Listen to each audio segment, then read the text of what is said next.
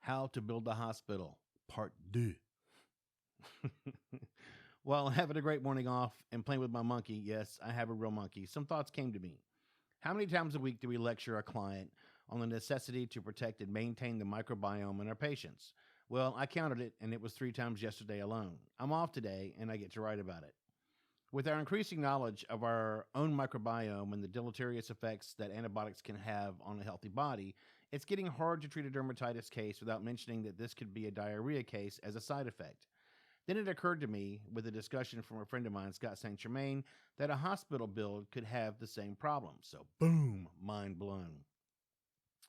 Since the advent of modern medicine and antibiotic use, we discovered that we have created superbugs. For example, iatrogenic or hospital-acquired infections, HAIs, like methicillin-resistant Staphylococcus aureus or MRSA, which makes every doctor cringe at just a mention of its name.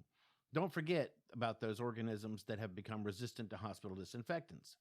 I thought in my line of work that I was guilt-free, but I was wrong. In my 2 decades of hospital experiences, I have personally placed my life, lungs in jeopardy just with chlorine and ammonia compound fumes alone. What I didn't realize was that quaternary ammonia compounds alone have been through several iterations because of the chronic abuse we put our hospitals through, and staff and patients and clients.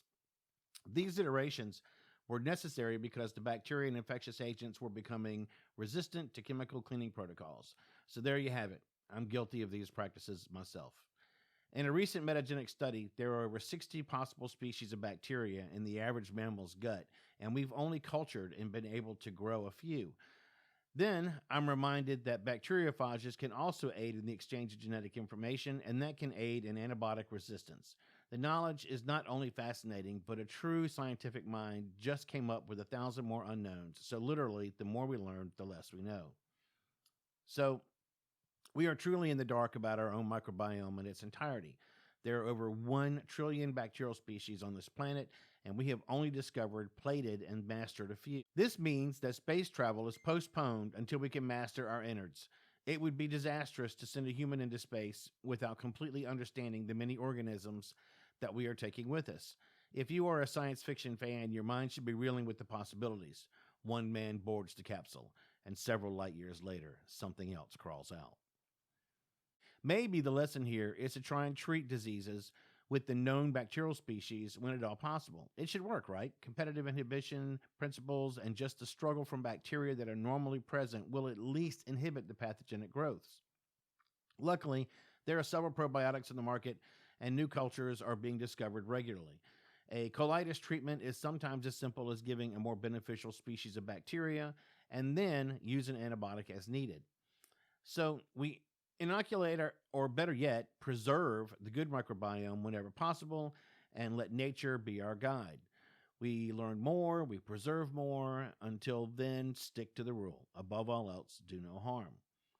So I have to tackle the question of how to protect the hospital's microbiome. Scientifically speaking, I don't have the time to culture 100 hospitals. I'm sure there are studies that exhibit the average hospital bacterial counts and associated species, but that's still not very logical. The best answers will be regional and from some hospitals that have already done damage to the building's microbiome. The scientific method has us asking 1,000 more questions, which is fine, but it isn't going to answer enough by the time I'm ready to open the hospital.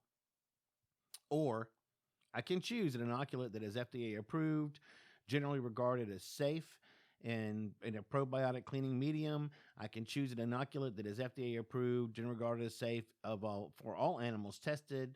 I can choose an FDA approved, generally regarded as safe inoculant that eats and decreases biofilm by producing its own biosurfactant. I can choose an FDA approved, generally regarded as safe inoculant that outcompetes other pathogens because of the low metabolism and energy requirements. I can choose an inoculant that is FDA approved, generally regarded as safe, and exhibits no antibacterial resistance. I can choose an FDA approved, generally regarded as safe inoculant that only activates when I say the magic words or add the magic water. I can choose an FDA approved, generally regarded as safe inoculant that is approved for food preparation, which means I can eat at my hospital safely. Mrs. Jones, maybe you would like some popcorn and lunch while you wait.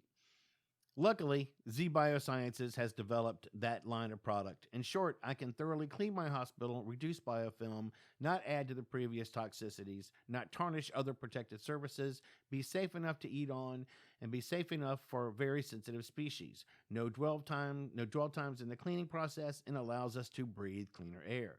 So, now I sleep better knowing that I protected my staff's microbiome, my patient's microbiome, and my hospital's microbiome. My bacteria are applauding my choices. I can hear them. If only playing with my monkey were this protected or this productive every day. Bye for now. James CritterDr Askew.